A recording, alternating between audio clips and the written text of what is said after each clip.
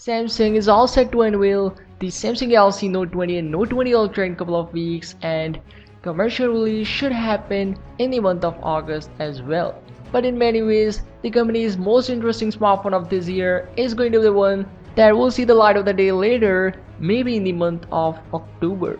We are talking about the sequel of Galaxy S10 Lite, which now going to be called as Galaxy S20 Fan Edition or simply Samsung Galaxy Fan Edition. We have already talked about the Galaxy S20 Fan Edition, but now we have some more new leaks revealing more new surprises. According to a new report claims yet another key feature of the upcoming Galaxy S20 Fan Edition that's likely to put a big smile on the faces of many value-conscious Android power users. Deeming the S20 FE more exciting than Samsung's regular Galaxy Note 20 is not an overstatement, and now according to Galaxy Club, which is one of the most reliable European publications under the sun when it comes to leaks and rumors about unannounced Samsung smartphones. The 5G enabled variant of the Galaxy S20 Fan Edition, model number SMG781, is set to pack a hefty battery with a rated capacity of 4370 mAh and a typical capacity of 4500 mAh. Obviously, the same is likely to apply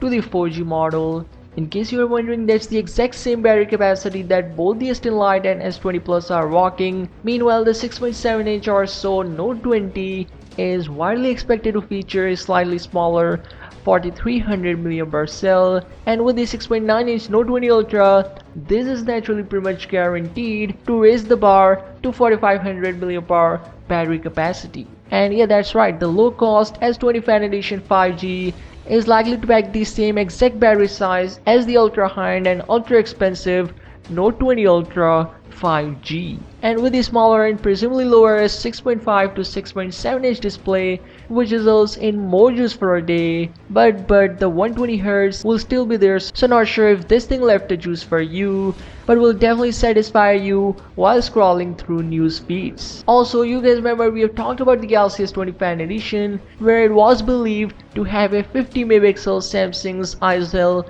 GN1 camera sensor. But now both Ice and a Korean report has confirmed that it will have a 12 megapixel main camera sensor along with 12 megapixel ultra wide angle lens and 8 megapixel telephoto sensor. That's obviously not as impressive as the rear cameras of the Galaxy Note 20 and Note 20 Ultra, but it could definitely represent a significant improvement over the imaging performance of Galaxy S10 Lite. The S20 Fan Edition reportedly aims to stand out from the 5G value flagship crowd with some eye-catching paint jobs as well, including red, white, green, and orange. Of course, not all markets are likely to get all those snazzy hues in October, but if the S20 Fan Edition 5G does end up fetching no more than $750 with all the aforementioned specs as well as 120Hz display and a water-resistant design, the available colors will become much less important. And yet don't forget that the phone will be packing a state-of-the-art Snapdragon 865 processor, which is now confirmed via Geekbench, as well as 6 gigs of RAM